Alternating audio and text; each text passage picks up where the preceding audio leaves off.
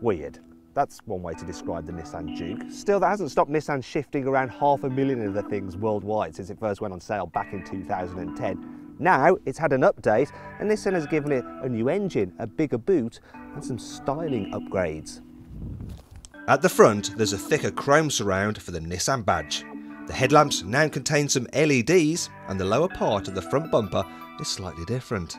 It's the same story at the back with redesigned lower black mouldings and fresh tail lamps. Far more important is what Nissan has done to the boot. Now they've actually made it 40% bigger than before. Now this is how the old boot was, and yeah, see, it's not particularly big. But what they've done this time around is, if I take these cases out, you will see that there is a movable boot floor. So if you put the cases back in, go, there's still loads of room and you can shut the boot. What you used to have before was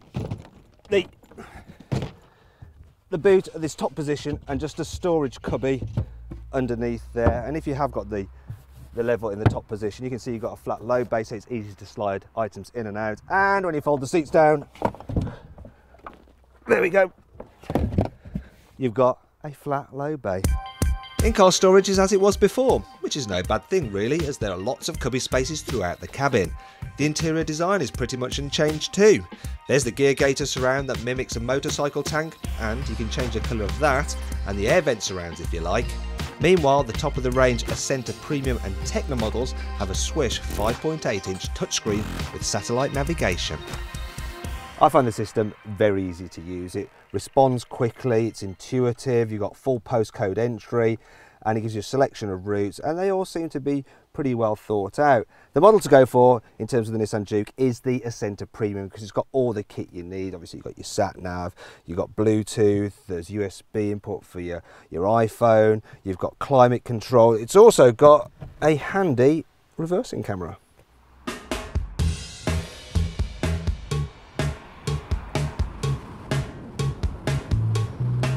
The biggest news with the new Juke is the addition of a 1.2 litre turbo petrol engine. Now, it's reasonably nippy in town, it can just about hold its own on the motorway, but it's extremely quiet and really, really smooth.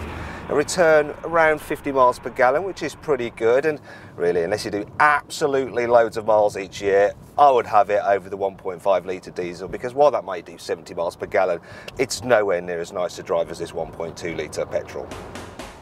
As well as its 5-star crash test rating, raft of airbags and electronic anti-skid control, the Juke is now available with Nissan's Safety Shield active safety systems, and these include lane departure warning, blind spot warning and moving object detection, which warns of people or objects moving around the car.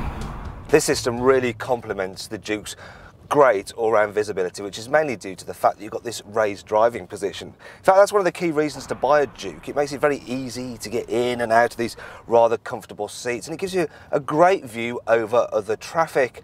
Another thing that's good about this kind of jacked up suspension is that you can fly over speed humps a little bit quicker than you should without worrying about grounding out on the other side. Don't go thinking the Juke glides over bumps like a full-size SUV though. Nissan has given it slightly firm suspension to make it feel a bit sporty. And while by no means uncomfortable, the car does tend to fidget over small bumps.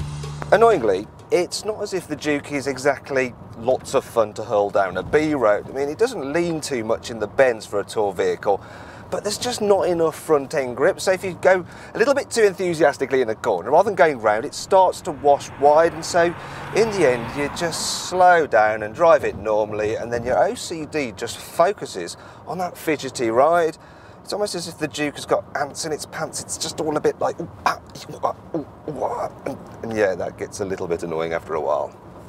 Then there's the fact that you may think that Nissan is one of the most reliable brands out there. However, the firm only came a mediocre mid-table for reliability in the 2014 Driver Power Owner Satisfaction Survey.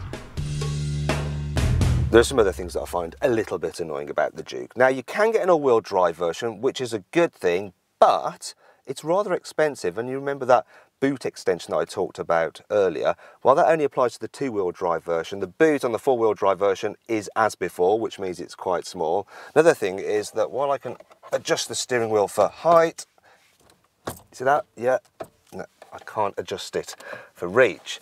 Also, when the Juke first came out, I I kind of liked this display system down here, the way you can toggle these switches between climate controls and driving mode controls, and you can alter the driving between normal, sport and an eco driving style, and that alters the weight of the steering wheel and the throttle response. And if you're in one mode and you want to just quickly operate the heater controls, it's dead easy, you can just turn the knob. Now, I've grown to think that this is just a complete gimmick, because the driving mode settings, right, you can look at information such as G-force.